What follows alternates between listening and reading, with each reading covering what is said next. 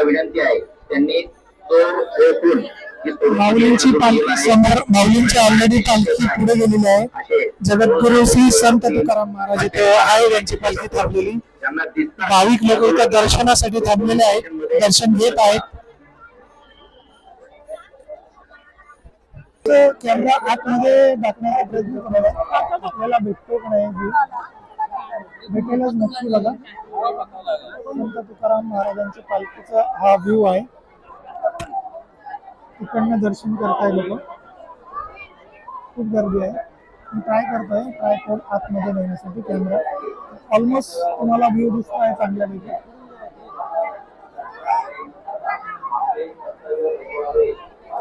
बघू शकता, मला तर अगदी ओके दिसत आहे. पादुकांना दर्शन झालेलं आहे.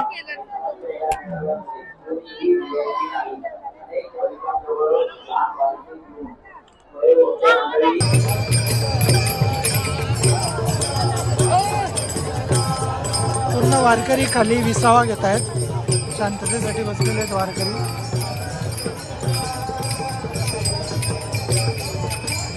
तर नमस्कार मित्रांनो, तर आपण संत तुकाराम महाराजांच्या पालखीचा आपण कव्हर करायला आलेलो. दर्शन तुम्हाला घडवणार आहे मी या ब्लॉग नुसार, तर असेच व्हिडिओ बघत राहा.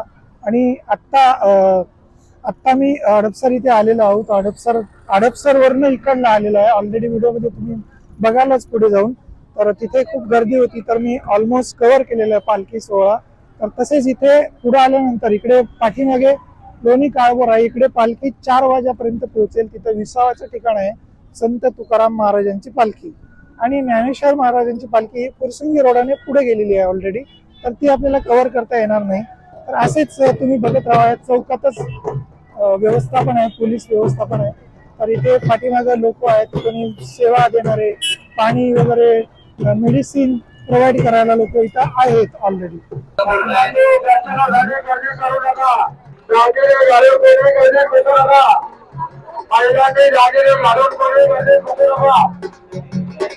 इकडे समोर पालखी नॉर्मल बैलगाडा जातात.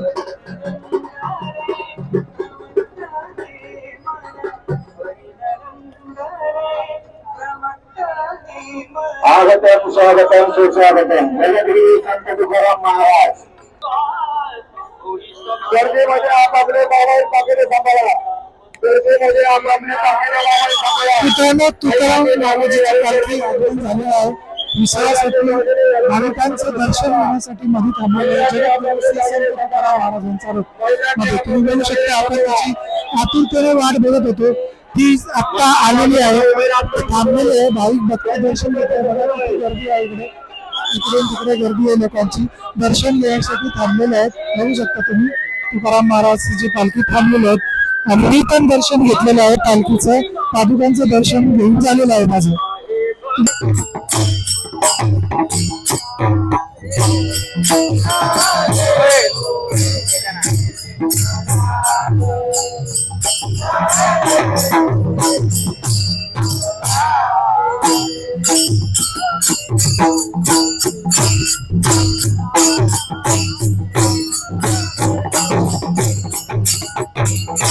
इथे सगळे लोक बसलेले आहेत रस्त्याने, हे वाट बघतायत तुकाराम महाराजांची पालखी जेव्हा येईल ते लोक पादुका दर्शन घेतील. म्हणून हे लोक एवढा वेळ उन्हामध्ये बसलेले आहेत पादुका दर्शन घेण्यासाठी.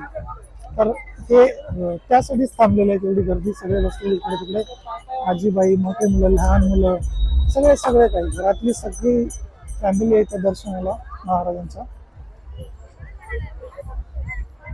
वारी त्या साईडने पण गाड्या चालू आहेत, या साईडने पण लोक चालतायत पायी पायी. ठिकठिकाणी अशा ज्यांना कोणाला मदत करायची असेल, मेडिकल वगैरे बघा, इथं मेडिकल साठी सुविधा आहे. माझं नाव सुजल मते, मी एक स्टुडंट आहे आणि मी माझं आत्ताच शिक्षण संपलेलं आहे. So being as a student मी 3-4 वर्ष झाले वारी करतोय आणि हे माझं 4थं वर्ष आहे. 4थं वर्ष आहे वारीला. मी 3 वर्षामध्ये पूर्ण वारी केली आहे, पुणे ते पंढरपूर. अच्छा. आणि ह्या 3 वर्षात मला खूप वेगळा एक्सपिरियन्स आलाय. म्हणजे छानच होता, कारण की सिटी सारखं जे वातावरण असतं ते इथं नाही. इथं असं म्हणजे असं वाटतं तुम्हाला की नाही का तुम्ही स्वर्गातच आला. म्हणून तर आपण खरंच वर्ष झालं पायी वारी करत आहे. ओके.